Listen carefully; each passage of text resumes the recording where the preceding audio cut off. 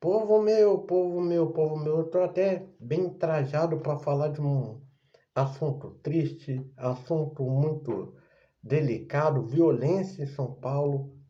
Violência em São Paulo. Tivemos cenas lamentáveis ontem no bairro do Morumbi, na capital paulista, um bairro todo privilegiado, de médio alto padrão.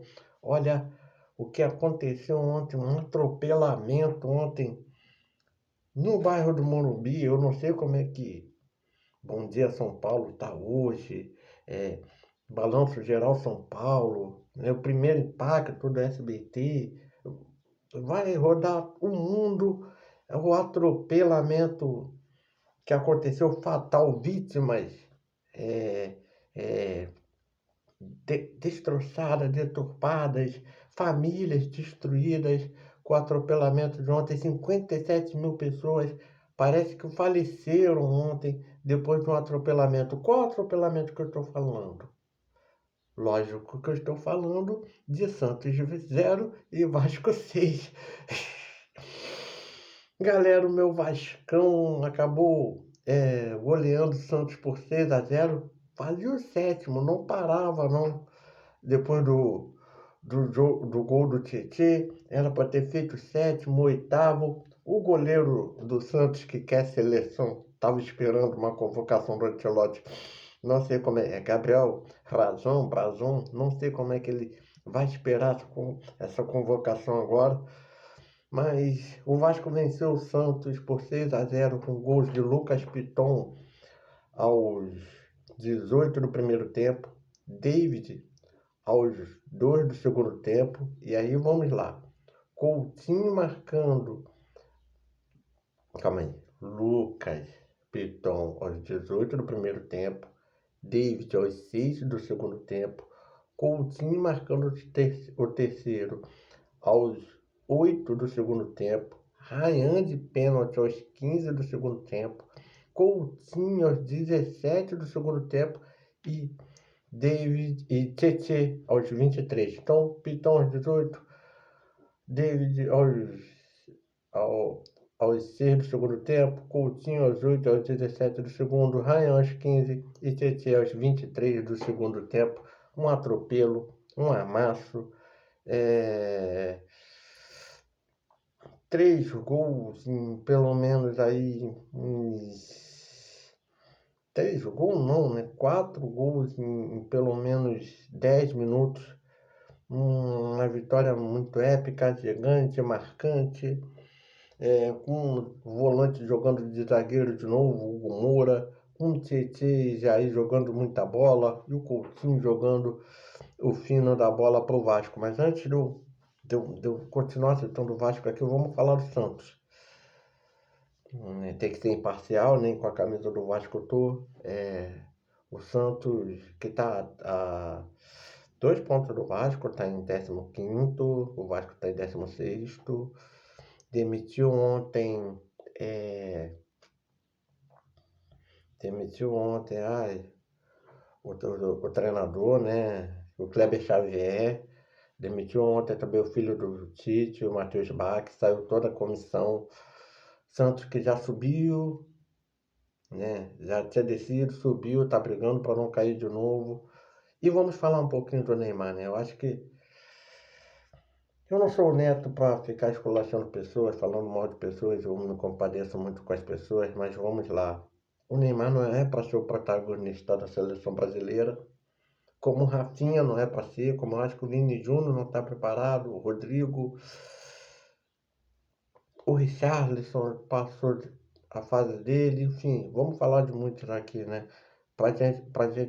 Ninguém dizer assim, você está perseguindo o Neymar por isso, por aquilo outro, não.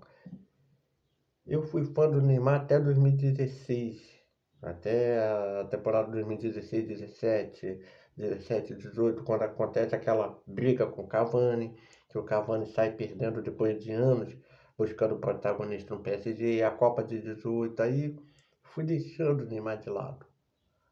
Teve o título da Rio 2016 Olímpico, mas depois de muito tempo fosse deixando o Neymar de lado, não é por causa de opinião A, B, C, farra do Neymar, até porque Edmundo, Romário, Marcelinho, Alex, Edilson, sim, Alex, sim, Djalminha, todos iam pra farra, mas jogavam sua bola muito bem. Alex, Marcelinho, Edilson, Edmundo e Romário até num nível gigantesco. Não é por isso. É porque o Neymar não é um craque dele, já vai fazer 8 anos. Veio pro Santos e agora tá brigando para não cair para a segunda divisão. Veio pro Santos e nem aquele lucro que Ronaldo, Robinho, Ronaldinho Gaúcho, Adriano deram de marketing. Nem isso ele deu. Ele está mais como um Kaká voltando para o Brasil, um Rivaldo, do que esses caras. Então é muito a se avaliar na questão do Neymar, muito se avaliar que a questão dele na seleção brasileira. Acho que não tem vaga nem como meia, nem como atacante. Ah, mas jogou 15 minutos bem. Ah, mas vai jogar com os 2 jogos das eliminatórias contra 2 clubes sul-americanos, o Brasil já classificado, vai arrebentar, vai jogar muito bem e tal. Aí chega na Copa do Mundo, joga o que basta e acaba não rendendo o que é necessário e perdemos a Copa. Não só por causa do Neymar, mas por uma série de fatores. Ou ele acaba nos prejudicando. Não acho o Neymar nem para estar no grupo. Muito difícil ele ser aquele jogador da fumaça no segundo tempo. Então acho muito bem se avaliar a questão. Ah, Ancelotti, chama o Neymar logo, ele tem que jogar, ele tem que estar no grupo, ele tem que se ambientar. Acho que dá para se ver que temos outras possibilidades para ser protagonistas que precisam também render. Dá um exemplo, o Bruno Henrique rende contra o Internacional na Libertadores, mesma posição. Então nós temos outras possibilidades. Acho que o Neymar não está mais apto a estar numa seleção brasileira. Nem sei se ele está querendo mesmo. Vamos falar do Vasco, né? O Vasco que tinha perdido para o Mirassol, empatado com o Galo, aí tinha ganhado antes do CSA entre esses jogos, ficou a semana inteira treinando e agora é 3 jogos, né? CSA, empate com o Galo e essa vitória agora com o Santos. Fora os jogos atrasados que tem um nessa semana contra o Juventude em Caxias do Sul, adiado no Brasileirão. Aquela conta do Vasco, de Juventude Bahia, de 19, 22, 25, que seria aqueles 25 dos 57, para não cair ter uma tranquilidade, tá em dia, tá Vascão? Tá muito bem. E assim, bem confortável, diferente do Kleber Xavier, o Diniz está com o time na mão, dá um esporra, dá uma bronca muito explosiva o Diniz, mas tá com o time na mão. O Hugo Moura joga de zagueiro, falha, toma cartão, assim como o zagueiro do Santos tomou também, mas joga muito bem sereno para não tomar o vermelho. Tietchan já jogando muito bem. Tietchan joga bem com o Hugo Moura, joga bem com o Jair, joga bem com o Matheus Carvalho. Coutinho jogando muito bem, a melhor partida do ano, desde quando ele chegou no Vasco, no ano passado. Pitão fazendo gol quando não faz o gol da passe. E o David joga muito bem de ponta esquerda, joga de centroavante, substitui o Verratti, faz gol. Ryan faz gol de pênalti. O Nuno, quando já não faz gol, não dá muita assistência, faz uma partida muito boa. Então o Vasco está encaixado. O Paulo Henrique se firma mesmo e deixa o Puma no banco. Mesmo assim, eu achando o Puma muito mais ofensivo, mas o Paulo Henrique vem deslanchando. O Lucas Freitas precisa de uma dupla de zaga ali. A gente torce para o Maurício Lemos voltar o mais rápido possível para ter essa opção do Maurício na quarta zaga e o Hugo Moura às vezes jogar melhor, o seu melhor futebol de volante. A gente torce assim, eu, como vascaíno, se eu estou fazendo um vídeo imparcial. Então muita coisa boa está acontecendo no Vasco. E um vídeo me chamou a atenção do Thiago Life. O Thiago Life fez uma comparação entre Pedrinho e Eduardo Bandeira de Melo. Claro que, pô, Dizem que o Flamengo teve perdão de dívidas, o Bandeira chegou, nós temos 1 bilhão e pouco, 400, 800 milhões, mas o Pedrinho está ajeitando o Vasco, pagando as contas no Vasco e sangrando, sofrendo. É muito forte a palavra, mas está sangrando. Para ter um Vasco daqui a 4, 5 anos muito poderoso e forte. Ele pode fazer um bom time.